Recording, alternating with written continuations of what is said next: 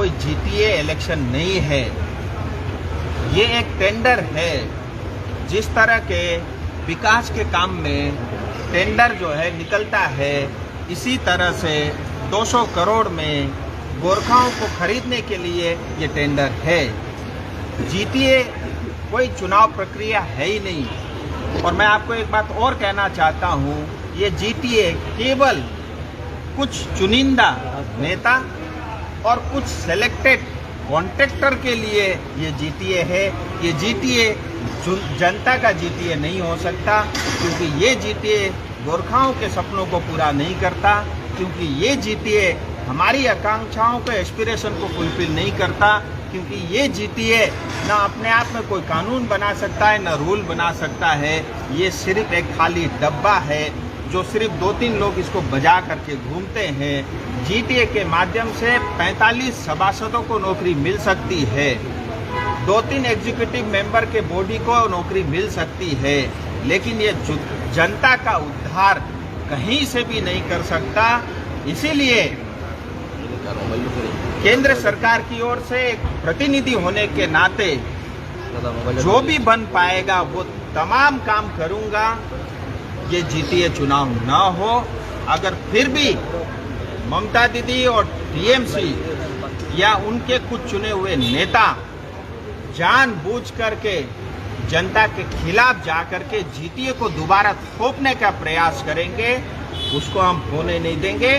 कानून के रास्ते या सड़क में उतर करके जिस तरह से भी करना होगा हम इसका विरोध करेंगे। और 2017 में जनता ने खारिज किया था। तमाम भारतीय जनता पार्टी और हमारे अलायंस के जितने भी हमारे घटक दल हैं, हम इसको खारिज करते हैं। ये गोरखाओं के ऊपर में अन्याय और अत्याचार है। अब गोरखा बिकाऊ नहीं है। हमारे 2 या 4 नेता बिकाऊ हो सकता है, लेकिन गोरखा समाज बिकाऊ नहीं है। ये हम इस बार प्रमाणित करके ही रहेंगे। आप लोग क्या अंशग्रहण नहीं करेंगे जीटीए निर्वाचन में? मैं फिर वही बोल रहा हूँ भैया, जीटीए कोई चुनाव है नहीं, ये तो टेंडर है। हम कॉन्ट्रैक्टर नहीं है। जो कॉन्ट्रैक्टर है वो चुनाव लड़ेगा। देखिए, अगर कॉलेज का चुनाव लड़ना होगा उसमें भी इससे ज्यादा नियम कानून होते हैं। यहाँ तो कोई कानून ही नहीं है, कोई नियम ही नहीं है। ऐसा जो डब्बा है जिसको जनता ने 2017 में डब्बे में डाल दिया है, डस्टबिन में डाल दिया है, उसको दोबारा से जिंदा करने का ये गलती हम अपने, ये कलंक हम समाज के लिए कभी नहीं कर सकते। राजीव जी, कल जो है 18 पार्टियों को मीटिंग बुलाया गया, जिसमें भारतीय जनता पार्टी को भी इस जीटीए की मीटिंग के लिए बुलाया गया। आप क्या पार्टिसिपेट करेंगे इस मीटिंग में? मैं एक बार फिर बोल रहा हूँ, ये कॉन्ट्रैक्टर के लिए है, क्योंकि हमारी पार्टी को भी पत्र मिला है। हमने स्पष्ट रूप से डीएम से भी और जो इसके अधिकारी है उनको भी पत्राचार कर दिया है। इन कारणों से हम जीटीए के किसी तरह चुनाव के जो भी प्री इलेक्शन मीटिंग होंगे उसमें भाग नहीं लेंगे। ये जनता की आकांक्षाओं पे खड़ा नहीं उतरता। और ये जो स्थायी राजनीतिक समाधान जो भारत सरकार बार बार बोल रही है, जो संवैधानिक होगा, ये तो गैर संवैधानिक है, ये तो इलीगल है, ये तो भ्रष्टाचार वाला जीटीए है। जो संवैधानिक होगा, जो ईमानदार होगा, वैसे ही स्थायी राजनीतिक समाधान के लिए दरवाजा खुला है। ममता दीदी, आप कुछ भी कर लें, स्थायी समाधान होगा, होकर ही रहेगा, और वो भारत के संविधान के अंतर्गत होगा, वो देश हित में होगा, इस क्षेत्र के हित में। विमल गुरुंग से बातचीत हो रही है? ऐसा है, मैं यही कहूंगा, जो भी जीटीए का विरोध करेगा वो ईमानदार गोरखा है, वो जाति प्रेमी है, वो समाज प्रेमी है, वो सिलीगुड़ी, तराई, डुवर्स, दार्जिलिंग प्रेमी है। ये मैं आपके माध्यम से कह सकता हूँ। मेरी विमल जी से कोई बातचीत नहीं है। 2000 मेरे ख्याल से 20 या 21 में जब से वो बंगाल है, उसके बाद मेरा उनसे कोई संपर्क नहीं है। अच्छे व्यक्ति हैं, जाति के प्रति ईमानदार है, इतना मैं जरूर कह सकता हूँ। लेकिन सर 26 जून को जीटीए इलेक्शन होने का ये घोषणा कर दिया गया है, कुछ ही समय पहले, क्या बताना चाहेंगे? कुछ भी करने दो, मैं यही बता रहा हूँ। ये जीटीए कुछ सेलेक्टेड कॉन्ट्रैक्टर के लिए, जिसको भी लड़ना होगा लड़े, हम मना कर नहीं सकते। लॉ एंड ऑर्डर हमारे पास है नहीं, पुलिस हमारे पास है नहीं, प्रशासन हमारे पास है नहीं, लेकिन खाली सड़क हमारे पास है, वो हम भी करके रहेंगे। और मैं एक बात और बता देता हूँ, चाहे कुछ भी कर ले टीएमसी या दीदी, कानून के अंतर्गत जो भी अधिकार हमको मिले हैं उसका हम प्रयोग करेंगे। केंद्र सरकार या भारत के संविधान के अंतर्गत जो हमें हमारा अधिकार मिला है उसका हम प्रयोग करेंगे। हम कोशिश करेंगे किसी तरह से भी ये जीटीए चुनाव न हो, क्योंकि चुनाव में बहुत सारे पैसे और बहुत एनर्जी खर्च होता है, और जो अगले 6 महीने में जिसका अस्तित्व समाप्त होने वाला हो, मुझे लगता है आज चुनाव में जाके जनता का पैसा खर्च नहीं करना चाहिए। देखिए, जीटीए कोई इलेक्शन नहीं है। जीटीए जो गिने चुने जो बंगालपंथी नेता हैं या जो कॉन्ट्रैक्टर हैं उनके लिए टेंडर का एक प्रोसेस है।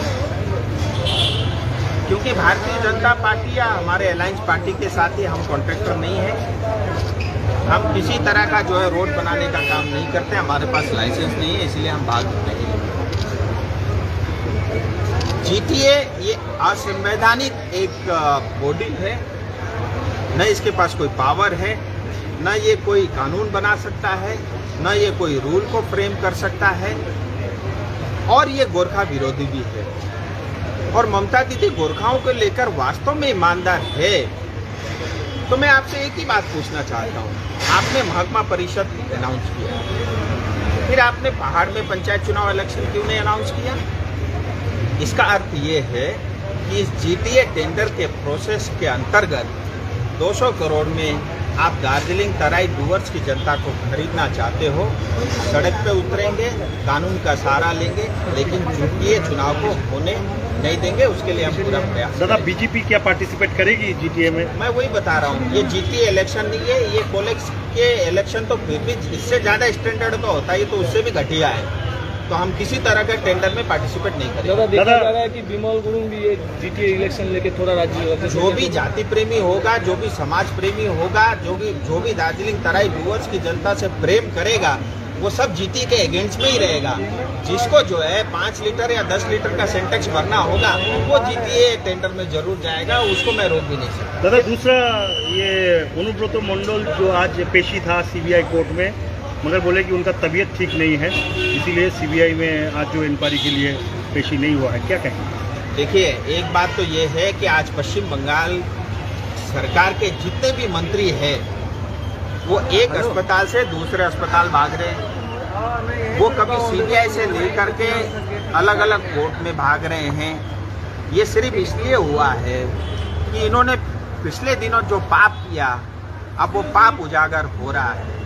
लेकिन भारत में अभी भी कानून का राज है, चाहे कोर्ट हो चाहे सीबीआई हो, जिसने भी पाप किया है उसको भुगतना पड़ेगा। यहाँ के आप सबने सुना होगा, पूर्व के शिक्षा मंत्री वो भाग रहे हैं इधर से उधर। हाल के एजुकेशन के एमओएस अपनी बेटी को नौकरी में रख रखी है। कोर्ट ने तो ये तक भी कर दिया कि आप जो है पिछले 2 साल का आप जो है सैलरी वापस करो, स्कूल जाने से रोक लगा दी। मतलब ये भ्रष्टाचार का चरम सीमा है।